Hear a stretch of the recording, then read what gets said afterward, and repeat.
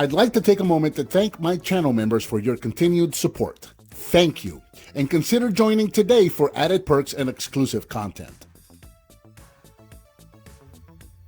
Hello and welcome, I'm Bert the Stormtrooper, and today we're going to be taking a look at the Transformers Generation 1 Browning, and I love this toy, and this video is for the red version of Browning. I have checked out the blue version of Browning before. This video is for the red one. I did mention that I wanted to get a red one, and I finally did. So, for those of you that may or may not know, Browning was originally, or rather the character that became Browning. This was originally part of Takara's Gun Robo series. They had 4 figures out. There was the Browning M1910, which is this mold that we're seeing here. There was the Walther P38. There was 2 versions of that, and there was a black one that was just the gun. In black, and then there was a silver one that came with all the attachments to make it look like the gun from Man from U.N.C.L.E. And that's the toy that eventually became Megatron here in the States. And then finally there was a Magnum, which was a 6-shooter. Which is really rare and hard to find. So, but Browning 1910 came in 2 versions, a blue one and a red one. So eventually this guy didn't actually become a proper Transformer until way later in the series. And Generation 1 had ended here in the States.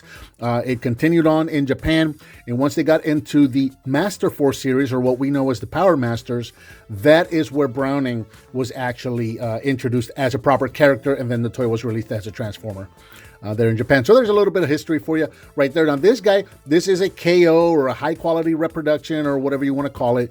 You know, when it comes to these rare Japanese toys, really, there were several companies that were making these toys, this exact same mold back then. So you could have gotten the same toy from any of these companies, and you could point at any of them and say, well, that's a KO of that one. And it was all incestuous. They were all making them. So, but this is a relatively new reproduction. This was made not in the 70s. This was made a few years ago, but, you know, under the same standards, same mold, same everything else. And it works exactly like the one that I had as a kid.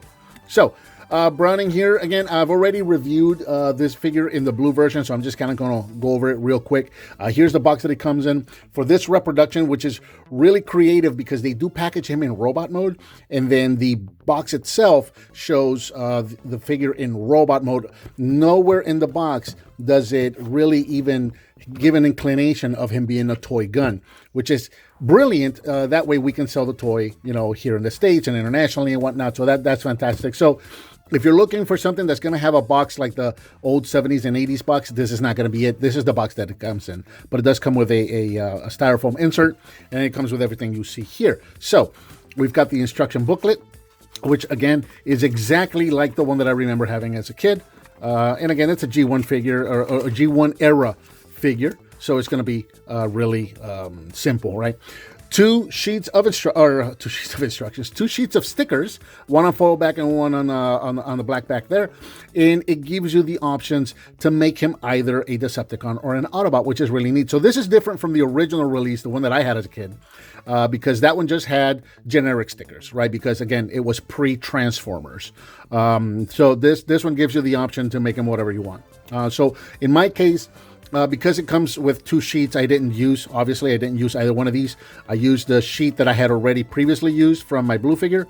Since I made my blue figure a Decepticon, this red one, I made him an Autobot, and you can see that right there. He comes with left and right fist. Now, the original toy would have come with 2 rights and 2 lefts. So that is one difference here, is that he only comes with 1 pair of fists. And then he comes with 2 of these weapons. Now, the original 80s versions, there was 2 versions. If you're seeing the toy version up here, let me focus in on here. It says see where it says M1910? Well, back in the day, you could have gotten the M1910 or you could have gotten the M1920. And I don't remember which is which, and I don't remember which one specifically I had as a kid, but one version would have come with these weapons in chrome, and these weapons, these are yellow plastic, exact same yellow plastic as this, right? So it's yellow plastic that's been chromed over. So one version would have had the chrome version of the weapon, and then the other version would have had yellow version of the weapon. So, and again, I don't remember which one would have been which, or even which one I had as a kid, but yeah, 2 of these. And then, of course, you get the little tree with your 5 little bullets. This does have a firing gimmick. Taking a closer look at Browning here, already transformed in his gun mode. And other than the sticker, he looks pretty much like a gun. Now, the Browning gun would have been a smaller gun. This one here specifically is about 5 inches long, about 3.5 inches tall. And I don't know if the actual Browning gun is this small. I really don't know. This feels a little small. If this were to be a real weapon for me, this feels a little small. I got a feeling that the real life counterpart of this may be a little bigger. I'm not sure. Maybe it's not. Maybe it's a purse gun for all I know. I'm not really sure. But I do love the way this looks. And again, other than the sticker, if you turn it over to this side, it does a really good job of looking like a real gun. This was back from an era where we had toy guns that actually looked like guns, when toys were fun, but somebody decided that fun was dangerous. So, they took all of that away from us. But again, yeah, really nice chrome finish here on the top. You got the black details here on the bottom for the handle. You've even got that Browning logo right there at the top of the handle. Again, you got the little working trigger, and you can see some of the little red details here. You can see the little spring hook mechanism right there for the firing, which I'll show you in a moment. You got the working trigger right there, and just kind of going all the way around the back. Again, no robot parts sticking out. Really, the only indications that this would be a toy would be the yellow sight, the sticker, and the little red details going around there. But other than that, I mean, again, does a really good job of looking like a gun, which is really, really cool. Now, taking a look at him next to his blue counterpart, so you can see what these guys look like together. And again, all of the differences really are going to stick out when we get to the robot mode. They're the exact same toy. They just have the little plastic pieces, and this one is blue and this one is red. That's really kind of about it. But other than that, yep, they look pretty much like the same toy. And then taking a look at him with, we're going to call him his older cousin, because that's what we called him as a kid. Here he is with the G1 Megatron. Now, mine is the Japanese version that does fire. So I got the clicky trigger on mine. So when we were kids, it's funny how you don't appreciate things when you were a kid, and then you come to appreciate them later. So when we were kids, growing up in Puerto Rico, we had a real big exposure to Japanese import stuff. We got Japanese cartoons, we got anime, we got Japanese toy imported. So we got to grow up with a lot of Japanese toys and licenses and properties that we didn't get here in the States. So my brother and I we each had a Browning as a kid. And as kids, we thought he was cool enough, and we played with him. And it's not like we hated it. We liked our little toy gun. But in a way, we also kind of felt cheated that we didn't get an actual Megatron. We wanted Megatron. We didn't get Megatron. We got Browning instead. And we felt a little cheated about that. But again, we still did play with him and have fun with him and all that. And we made up the story that he was Megatron's cousin. That was the story in our heads. Funny to think years later, didn't come to realize until many, many years later, holy crap, the figure that I actually had as a kid is a lot more rare, more sought after, and more desired than an actual G1 Megatron, and we had two, which is insane. But yeah, there you go. That's what that's what he looks like next to his cousin Megatron. Now, real quick, let's show off his firing mechanism before we transform him. So firing for this guy is it's real simple. It's actually a lot of fun. So he comes again. I showed you the little bullets that he comes with. So I just got one popped out right here. And you're just going to plug that right there in front of the barrel. Yes, it does stick out to the front. It kind of sucks, but what are you going to do? It is a toy after all. So that's it. He's loaded, and now you just pull the trigger, and he fires. And he actually does have a pretty good spring, and I think I just lost that. Where did it go? Let me go reach for it real quick. And we'll do that one more time. So just plug that right in there, point and shoot. I'm trying to see if I can maybe get an angle on it. Pull the trigger. And there you go. He does have a pretty good spring. It's a pretty strong spring, so you have to be careful with these not to lose them. But there you go. That's the firing mechanism for Browning. I'll bring him up just a little bit. We'll get into transformation. And again, real simple with this guy. Now, the first thing you want to do with these guys, and you have to be careful about this, is the very first step you do to transform him into robot mode. And the very last step you do when you put him back in the gun mode. This is very important. You take the front of the gun, you take the back of the gun, and you pull them away from each other.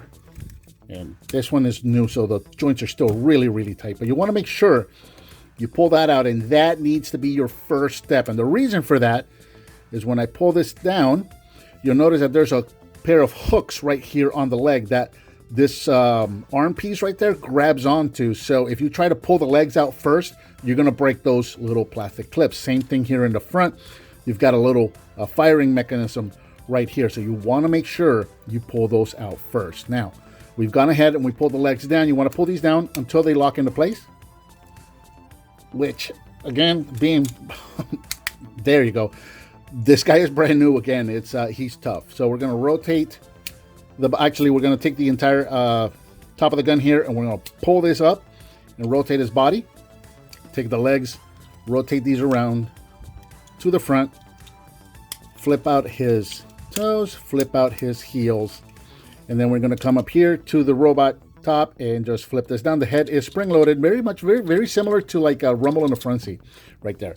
And there you go, pretty much. Now, we just got to give him his accessories. So, we're going to give him his... Now, the fist with the cross, this is what goes on the arm that was the back of the gun.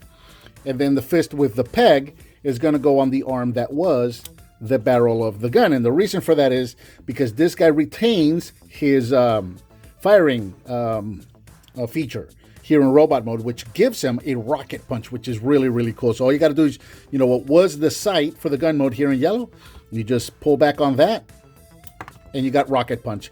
And the fist is a little heavier than the bullet was, so it doesn't go quite as far. Plus, this is extended now, but it does still work just fine, as you can see. So yeah, which is so cool to have rocket punch. For those of you that are familiar with the super robots and like Mazinger and Great Mazinger and all of that, you'll understand the rocket punch reference. It's a really neat feature to have there. Now here in robot mode, Browning is approximately 5.5 inches tall at the top of the head here, 6 if you want to go here to the shoulders, and bringing him in close so you can see all the details on him. Looking really good. I just absolutely love all of the chrome details on them, and that red really, really accentuates him. So I chose to go with Autobot on this guy and Decepticon on the blue one, because Megatron has red details, right? So I didn't want to make them both reds, Decepticons, and then the blue Autobot. I don't know. I just kind of wanted to mix it up a bit. So I made the blue one, the Decepticon, along with Megatron, and then the red one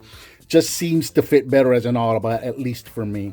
So yeah, I really like the way that looks. So a lot of really cool sticker detail here on the chest and here in the torso, up here on the shoulders, inside of the shoulders as well. And then you've got some more sticker detail here on the shins, on the kneecaps, on the outside of the arms, even right back here. These are really more for gun mode than anything else, but going all the way around. Now, he does have a bit of big feet, but this is a die-cast figure. He's heavy, so he's going to stand there nice and solid. Articulation-wise, really all you can do is rotate the arms around. Now, you want to be careful with the arms. These are spring-loaded, okay?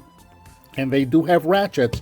If you try to, like, crank them, you're going to strip those ratchets, right? You want to pull out on the arm and then bring it up, and he's got 8 positions. So that's 1, that's 2. So he's got one at every 45 degrees.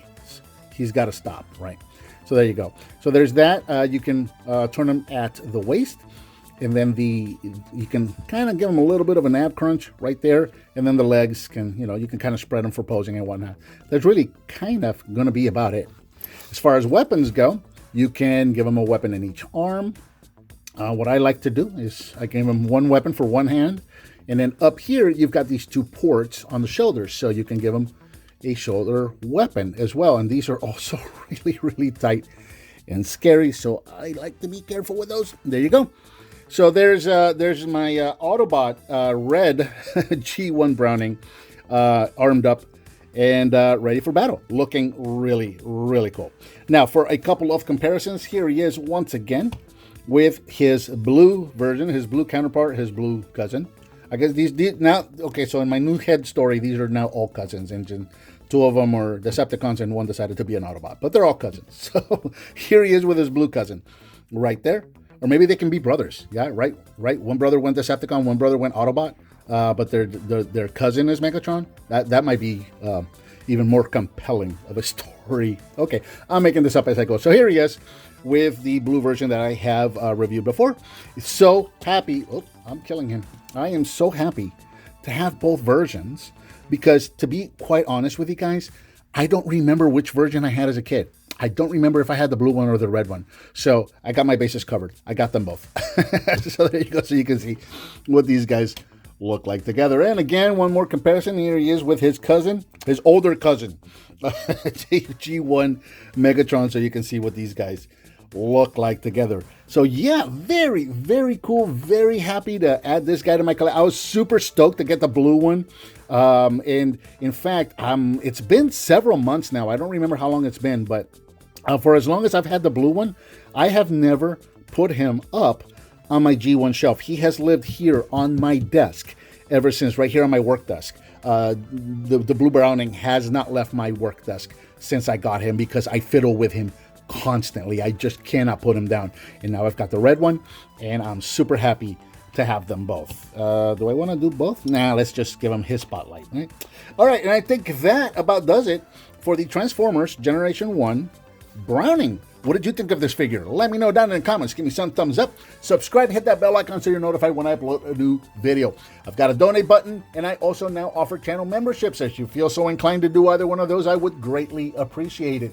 Please share with your friends if you like what you see, and I'll talk to you next time.